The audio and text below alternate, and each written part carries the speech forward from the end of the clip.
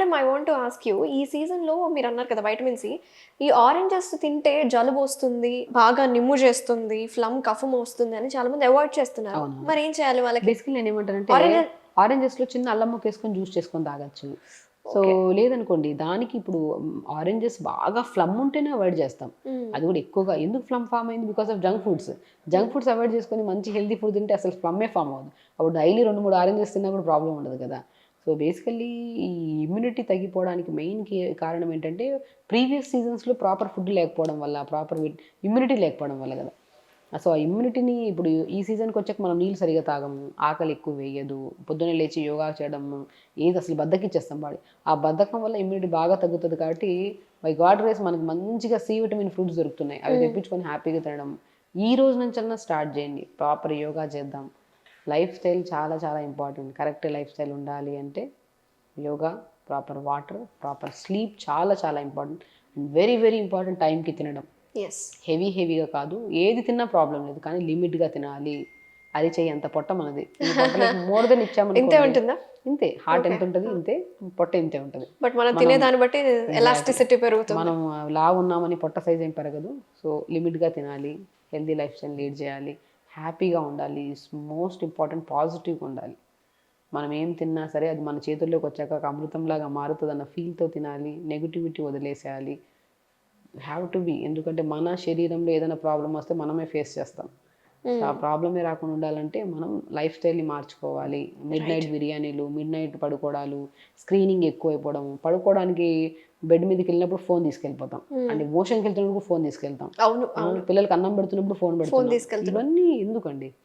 ఇవన్నీ ఇప్పుడు ఈ వీడియో వింటున్న వాళ్ళకు నేను ఒకటే చెప్తాను. ఒకటి పాయింట్ ఏంటంటే చూస్తున్నారు. అది కూడా ఏ టైంలో చూస్తున్నారనేది చాలా ఇంపార్టెంట్. బై హుహు. 10కి చూస్తున్నారా? వదిలేసేయండి. Phone okay. పక్కన పెట్టేసేయండి. ఓకే. చూడాల్సిన అవసరమే ఓకే. లేదు.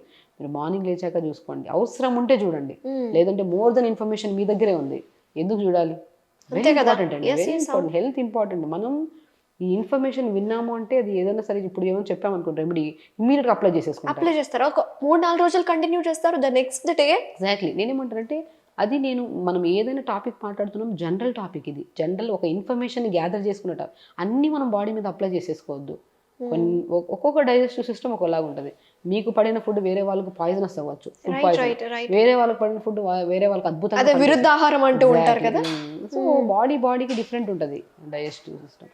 కాబట్టి ఏదైనా విన్నాము అనుకుంటే మనకు తెలిసిన ఫ్యామిలీ డాక్టర్‌కి అప్రోచ్ అయ్యి ఇది విన్నాము, ఇది చెయ్యొచ్చా లేదా అన్నది కూడా చాలా ఇంపార్టెంట్ కనుక్కొని నాకు ఈ ప్రాబ్లమ్స్‌తో పాటు ఇంకో ప్రాబ్లమ్స్ కూడా ఉన్నాయి. నేను ఇది విన్నాను, ఇది చేస్తూ ఇది కూడా యాడ్ చేసుకోవచ్చా అని చెప్పి అడగాలి.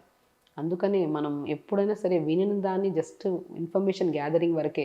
అప్లికేషన్ అనేది బాడీ అనేది చాలా ప్రీషియస్ థింగ్. దీన్ని అప్లై చేసే ముందు భయభక్తులతో అప్లై చేయాలి. రెస్పెక్ట్ ఇవ్వాలి. ఎగ్జాక్ట్‌లీ. రెస్పెక్ట్ ఇవ్వాలి. ఏదో విన్నాం కదా అని యెస్. వేసేసుకొని అన్నీ యెస్. చేసేయడానికి లేదు. ఇండివిడ్యువల్ కేసెస్‌కో ఇండివిడ్యువల్ లాగా ఉంటది. అంతే. అంతే. హెల్తీ లైఫ్ స్టైల్ చాలా ఇంపార్టెంట్. మన బాడీ గురించి మనకు తెలిసినంతగా ఇంకెవ్వరికీ తెలీదు. మనకేమి ఇష్టమో మనకే తెలుసు. మనం ఏం చేస్తే బాధపడతాం, ఏం చేస్తే ఆనందపడతామో కూడా తెలుసు. మనం ప్రశాంతంగా కూర్చొని మెడిటేషన్‌లో మనకేమి ఇష్టం, మనం ఎంత ఆనందంగా ఉంటున్నాం, ఇంకెందుకు ఇంత బాధపడుతున్నాం, ఓవర్ థింకింగ్ వదిలేయాలి. ఇలా మెడిటేషన్ స్టార్ట్ చేసుకొని డే మంచి ఫుడ్‌తో, మంచి యోగాతో, మంచిగా వాటర్ తాగి టైంకి పడుకుంటే ఏ సమస్యలు ఉండవు.